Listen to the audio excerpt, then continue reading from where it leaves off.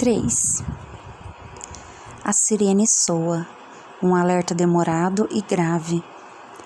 Ela me faz saltar da cadeira, assustada, e faz meu coração bater enlouquecidamente, cada centímetro do meu corpo sentindo o perigo.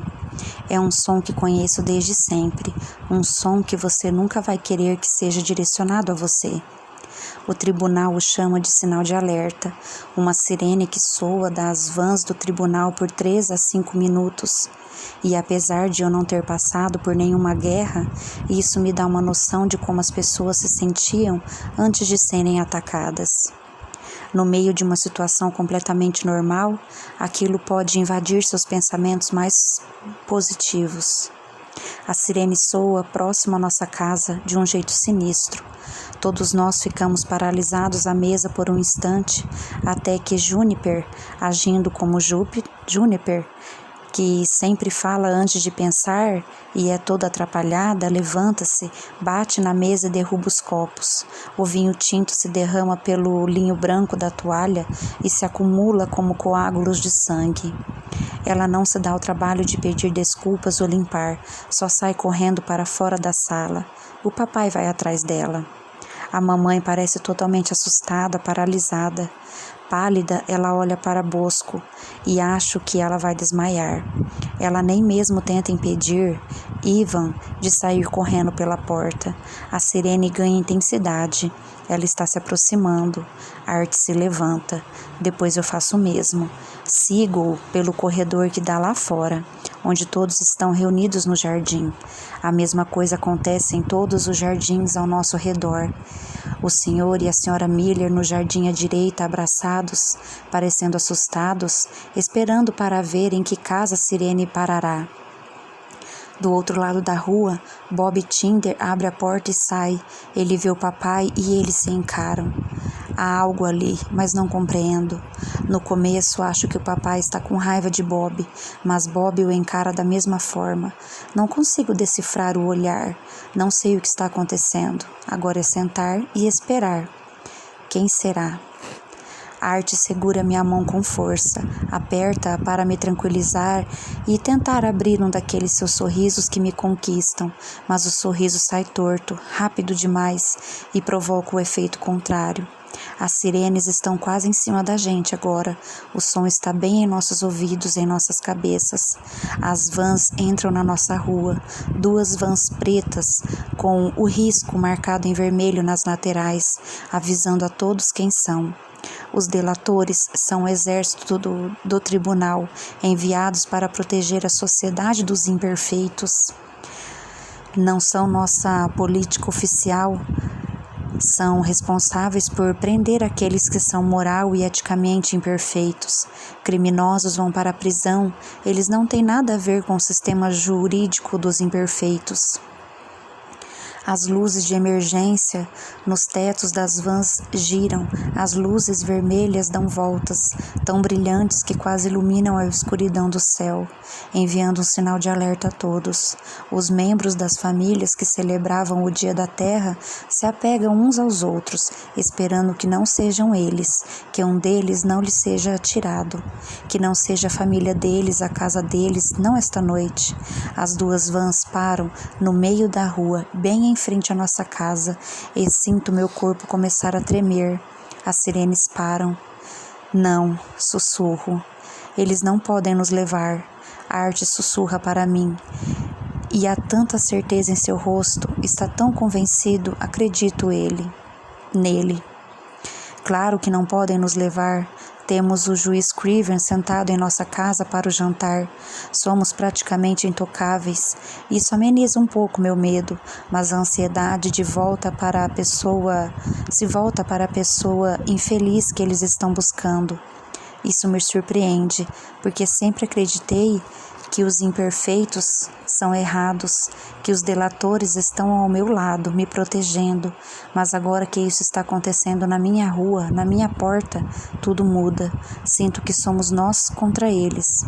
Essa ideia irracional e perigosa me deixa arrepiada. As portas da van se abrem e os apitos soam quando 4 delatores uniformizados saem do veículo, em seus típicos trajes vermelhos, sobre botas de combate e camisas pretas. Eles continuam apitando ao caminharem, o que faz minha mente embotar e me tornar incapaz de qualquer forma de raciocínio. Na minha cabeça só resta o pânico. Talvez seja esta a intenção. Os delatores correm e eu congelo. 4. Eles não correm em nossa direção. Eles vão na direção oposta, para a casa dos Tinder. Não, não, não, diz o papai, e ouço uma raiva repentina em sua voz. Ai, meu Deus, sussurra Juniper. Olho para a arte, surpresa, esperando pela reação dele, e ele olha fixo para a frente, com uma expressão tensa, e então noto que mamãe e Bosco ainda não vieram para o lado de fora junto com a gente. Solto a mão de arte e corro para a porta. Mamãe, Bosco, rápido, são os Tinder. Enquanto mamãe se lança pelo corredor, os cabelos de seu coque se soltam e caem sobre seu rosto. O papai a vê e eles trocam um olhar que significa alguma coisa para eles. A mão do papai se abrindo e se fechando ao lado do corpo. Não há sinal de que Bosco está vindo para ficar com a gente. Não entendo, digo, observando-os se aproximarem de Bob Tinder. O que está acontecendo? Cale a boca e veja. Repreenda-me, Juniper. Colin Tinder está agora no jardim com o pai, Bob e seus 2 irmãos mais novos, Timothy e Jacob. Bob está em frente aos filhos, fazendo uma barreira, protegendo-os, estufando o peito contra os delatores. Não sou a família, sua casa, não hoje à noite. Eles não podem levar os bebês, diz mamãe, a voz baixa e distante, tanto que sei que ela está bem aqui, entrando em pânico. Não levarão, diz o papai, é ele, tem de ser ele. Mas as autoridades passam por Bob, ignorando as crianças assustadas que começaram a chorar e abrindo um pedaço de papel diante da cara dele, papel que Bob começa a ler. Eles entram em casa. Percebendo repentinamente o que está acontecendo, ele joga o papel para o alto e sai correndo. Ele grita para Colin cuidar dos meninos, o que é difícil porque as crianças estão começando a entrar em pânico também. Vou ajudá-la, diz Juniper, movendo-se, mas o papai a segura com força pelo braço. Ai, grita ela. Fique aqui, diz o papai com um tom de voz que jamais ouviu usar antes. De repente se ouve gritos de dentro da casa. É Angelina Tinder. Mamãe cobre o rosto com as mãos rapidamente, um borrão em sua maquiagem. Não, não. Angelina grita repetidas vezes até que finalmente nós a vimos pela porta sendo segurada por 2 delatores. Ela está quase pronta para nosso jantar, usando um vestido preto de cetim, pérolas ao redor do pescoço, o cabelo encaracolado. Ela está usando sandálias com pedrarias. Ela é tirada à força da casa. Os meninos começaram a chorar ao verem a mãe sendo levada embora. Eles correm até ela e tentam tocá-la, mas os delatores os afastam. Tire suas mãos dos meus filhos, grita Bob, atacando-os, mas é derrubado no chão. Seguro por 2 enormes delatores, enquanto Angelina grita desesperada e pede para não ser afastada de seus bebês. Nunca ouvi um grito humano como aquele, nunca ouvi um som como aquele. Ela tropeça, os delatores a seguram e ela manca para a frente, o salto da sandália quebrado. Bob grita, mesmo caído no chão. Um pouco mais de respeito, droga. Ela é levada para dentro da van. A porta se fecha, o som dos apitos cessa. Nunca ouvi um homem chorar como Bob. Os delatores que o seguraram falaram com vozes calmas e baixas. Ele para de gritar, mas continua chorando. Eles finalmente o soltam e desaparecem na segunda van. Vão embora. Meu coração bate forte e mal consigo respirar. Não acredito no que estou vendo. Espero por uma demonstração de amor dos vizinhos. Somos uma comunidade bastante unida, nós nos apoiamos. Olho em volta e espero. As pessoas observam Bob sentado na grama, abraçando os filhos e chorando. Ninguém se move. Quero perguntar por que ninguém faz nada, mas isso parece estúpido, porque também estou parada. Não consigo fazer nada. Ainda que os imperfeitos não sejam criminosos, ajudar o imperfeito é algo passível de prisão. Bob não é imperfeito, é a esposa dele quem está sendo acusada, mas ainda assim todos têm medo de se envolver. Nossos vizinhos, senhor e senhora Miller, viram-se e voltam para dentro de casa, e quase todos os outros fazem o mesmo. Fico boquiaberta, chocada. Malditos sejam, grita Bob para a rua. Primeiro ele fala baixo e acho que ele está dizendo para si mesmo. E depois, quando ele levanta a voz, penso que está dizendo aquilo para as vans que desapareceram. Mas à medida que ele fala mais e mais alto e a raiva aumenta, vejo que está dizendo para nós o que fizemos.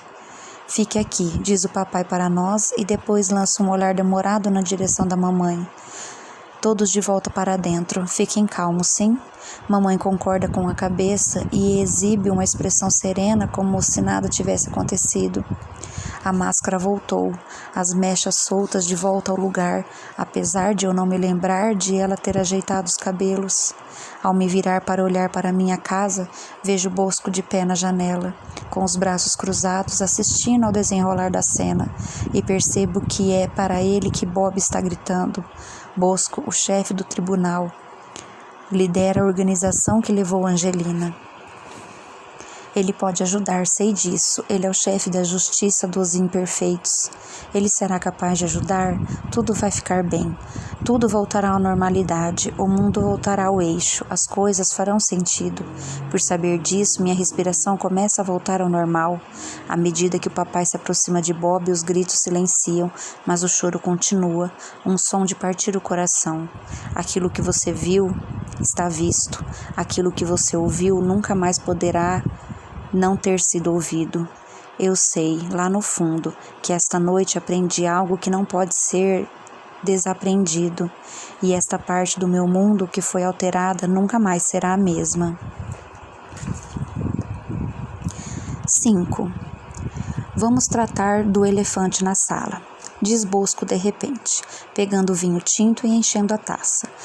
Ele insistiu para que todos nós sentássemos à mesa, ainda que ninguém mais esteja com fome depois do que acabamos de testemunhar. O papai ainda está com Bob. A mamãe está na cozinha preparando o prato principal. Não entendo, digo para Bosco. Angelina Tinder está sendo acusada de ser imperfeita? Aham, ele diz, benevolente, os olhos azuis dançando ao olhar para mim. É quase como se ele estivesse feliz com minha reação. Mas Angelina é... A mamãe deixa cair um prato na cozinha e o barulho de ele quebrando me faz parar. Era um aviso dela, dizendo-me para parar de falar? Estou bem, ela grita, a voz aguda demais. O que você ia dizer sobre Angelina, Celestine? Bosco me olha atentamente. Engula em seco. Ia dizer que ela é legal, gentil, que tem crianças novas e é uma ótima mãe e que eles precisam dela, que ela nunca disse nem fez nada de errado em todos os momentos que passei com ela, que ela é a pianista mais talentosa que já ouvi, que eu esperava tocar como ela quando fosse mais velha, mas não digo nada disso por causa de que Bosco está me olhando e porque a mamãe geralmente nunca quebra nada. Em vez disso eu digo, mas ela me ensinou a tocar piano. Juniper fez um som de desaprovação ao meu lado, revoltada. Não consigo nem mesmo olhar para a arte, de tão decepcionada que estou comigo mesma. Bosco ri. Podemos encontrar uma nova professora para você, querida Celestine. Mas você tocou num ponto importante. Talvez devemos considerar impedir Angelina de tocar piano. Instrumentos são um luxo que os imperfeitos não merecem ter. Ele pegou o prato de aperitivos e dá uma mordida enorme num pedaço de carpaccio, a única pessoa à mesa que está segurando talheres. Pensando bem, espero que seja só isso que ela estava lhe ensinando, diz Bosco, agora sem seu olhar sorridente. Sim, claro, digo, franzindo a testa, confusa por ele poder questionar aquilo ao meu respeito. O que ela fez de errado? Ensinou piano para você, provoca a arte, a grande desgraça dela, se bem lhe ouvimos. Ivan dá uma risadinha, sorriu para a arte, feliz por ele ter quebrado aquele clima tenso. Não é engraçado, diz Júniper, ao meu lado, tranquila mas convicta. Os olhos de Bosco voltaram-se para ela na mesma hora. Tem razão, Júniper, não é nada engraçado. Júniper desvia o olhar e a atenção retorna. Não é engraçado no sentido cômico, mas é engraçado no sentido curioso, digo, sentindo-me atacada. Obrigada. Dicionário, diz Júniper baixinho. É disso que ela me chama quando me atento demais às definições. Bosco me ignora e continua a olhar fixamente para minha irmã. Angelina também lhe ensinou o piano, Júniper? Júniper olha bem nos olhos dele. Sim, ensinou. Melhor professora que tive. Silêncio. Mamãe entra na sala na hora certa. Devo dizer que gostava muito de Angelina. Ela era uma amiga para mim. Estou chocada por esse acontecimento. Eu também, Summer, e acredite quando digo que ninguém está sofrendo mais do que eu neste momento, sendo que serei eu quem terei de lhe dar o veredito. Você não vai apenas informar o veredito, não é? Diz Júniper calmamente. Será seu veredito, sua decisão. Tenho medo do tom de voz de Júniper. Não é a melhor hora para um de seus ataques dramáticos. Não quero que ela irrite Bosco. Ele tem de ser tratado com respeito. A forma com que ela fala com ele parece perigosa. Nunca vi ninguém falar daquele jeito com Bosco. Nunca sabemos como as pessoas à nossa volta, as que consideramos nossas amigas, são, na verdade, diz Bosco, olhos fixos em Júniper. O que se passa no íntimo dos que você considera como iguais? Vejo isso todos os dias. O que Angelina fez? Pergunto novamente. Como vocês sabem, Angelina viajou para fora do país com a mãe há alguns meses para realizar eutanásia, o que é ilegal aqui. Mas ela acompanhou porque era vontade da mãe e foi a um país onde a eutanásia é legal, diz Júniper. Ela não fez nada ilegal. O tribunal não é um tribunal de justiça, apenas conduz uma investigação sobre o caráter dela, e supomos que, ao fazer isso, ao tomar a decisão de viajar a outro país para realizar o procedimento, ela revelou ter um caráter imperfeito. Se o governo soubesse dos planos dela, teria impedido. O silêncio retorna à mesa enquanto pensamos no assunto. Sabíamos que a mãe de Angelina estava muito doente há anos. Ela sofria de uma grave doença. Não sabia como ela tinha morrido, mas todos nós comparecemos ao funeral. O tribunal não leva em conta questões religiosas, claro, continua ele, talvez percebendo nossas dúvidas quanto à sua opinião. Apenas avaliamos o caráter da pessoa e observamos a risco os ensinamentos acerca da santidade da vida. Se o tribunal permitisse que Angelina Tinder voltasse a esse país, depois de fazer o que fez, estaria aprovando a angústia e a dor. Se foi aqui ou em outro país, se é legal ou ilegal não importa, é o caráter dela que devemos avaliar. Júniper só bufa. O que há com ela? Odeio isso na minha irmã. Na opinião de todos, somos idênticas. Apesar de ela ser 11 meses mais velha do que eu, realmente poderíamos passar por irmãs gêmeas. Mas, ao nos conhecer melhor, somos desmascaradas, porque Júniper se revela totalmente assim que abre sua boca. Como meu avô, ela não sabe quando se calar. Você sabia que Angelina Tinder estava planejando viajar para matar a mãe? Pergunta Bosco, inclinando-se para a frente com os cotovelos sobre a mesa, atendo-se a Júniper. Claro que ela não sabia, responde a mamãe com um sussurro. E sei que ela só está falando assim para não gritar. Júniper fica olhando para seus aperitivos intocados e eu silenciosamente imploro para ela ficar quieta.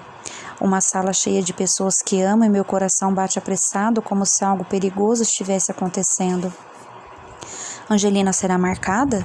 Eu pergunto, ainda chocada por eu realmente conhecer uma pessoa imperfeita, uma pessoa que vivia bem nesta rua. Se for considerada culpada no dia da sentença, sim, ela será marcada, diz Bosco, e depois se vira para a mamãe. Vou fazer tudo para manter o caso fora da imprensa, pelo Bob, claro, o que não será difícil, já que a mídia só tem olhos para o caso de Jimmy Shield. Ninguém quer saber de uma professora de piano imperfeita agora. Jimmy Shield é um herói de futebol que foi pego por trair a esposa com a cunhada nos últimos 10 anos. Agora enfrenta um veredito que pode ser desastroso, já que ele não poderá viajar para disputar partidas no exterior. Entre os vários castigos impostos aos imperfeitos, eles devem entregar seus passaportes às autoridades. Tenho certeza de que Bob vai agradecê-lo pela discrição, diz mamãe, e aquilo soa tão suave e fácil para ela que sei que na verdade ela se sente incomodada. Espero que sim, diz Bosco, meneando afirmamente a cabeça. Espero mesmo que sim. Onde ela será marcada? Pergunto, obcecada pelo assunto. Simplesmente não consigo me acostumar com a ideia, nem a entender porque ninguém mais está fazendo perguntas, exceto por Juniper, claro. Mas as perguntas dela são mais acusadoras do que qualquer outra coisa. Celestine, diz minha mãe, repreendendo-me, acho que não precisamos discutir. Na mão direita, responde Bosco. Furto à sociedade, digo. Isso mesmo, e todas as mãos que ela cumprimentar a partir de agora saberão o que ela realmente é. Se ela for considerada imperfeita, inocente até que se prove o contrário, diz Juniper, como se o estivesse lembrando. Mas todos sabemos que Angelina Tinder não tem nenhuma chance. Todos que passam pelo tribunal são considerados culpados. Ao contrário, não seriam tirados de casa. Ao contrário de Juniper, eu compreendo as regras. Há um limite moral e Angelina o ultrapassou. Mas ainda não acredito que conheça alguém que é imperfeito. Que eu me sentei ao lado dela ao piano, um piano que ela tocou e que depois eu toquei com meus próprios dedos. Quero lavar minhas mãos imediatamente. Tento me lembrar da nossa última conversa, ver se ela mostrou algum sinal de falha de caráter. Penso na filha dela, Colin. Será que ainda vou poder conversar com ela na escola? Melhor não. Mas isso não parece certo. Estou confusa. Onde está Cutter? Pergunta Bosco de repente, olhando para a mamãe com raiva. Ele está com Bob. Tenho certeza de que vai voltar logo, diz ela educadamente. Isso não me parece nada bom, diz ele. Ele deveria estar aqui. Tenho certeza que ele... Espero que ela ainda possa tocar piano, diz Juniper, interrompendo a mamãe do nada, com a mão marcada. Você sente pena dela? Pergunta Bosco, ficando cada vez mais irritado. Claro que ela não sente. Intromete-se Art, a boca cheia de comida, faca e garfo em suas enormes mãos masculinas, viradas para cima como se ele fosse um homem das cavernas. Ele os acena ao falar, comida voando e se espalhando pela mesa. Só estamos chocados, papai, só isso. Quer dizer, você poderia ter nos avisado de que nossos convidados seriam levados embora, né? Quando aquela sirene começou a tocar, a pobre da Celestine parecia prestes a ser levada para um hospício, que, sendo sincero, é onde ela pertence, mas ela não precisa saber disso.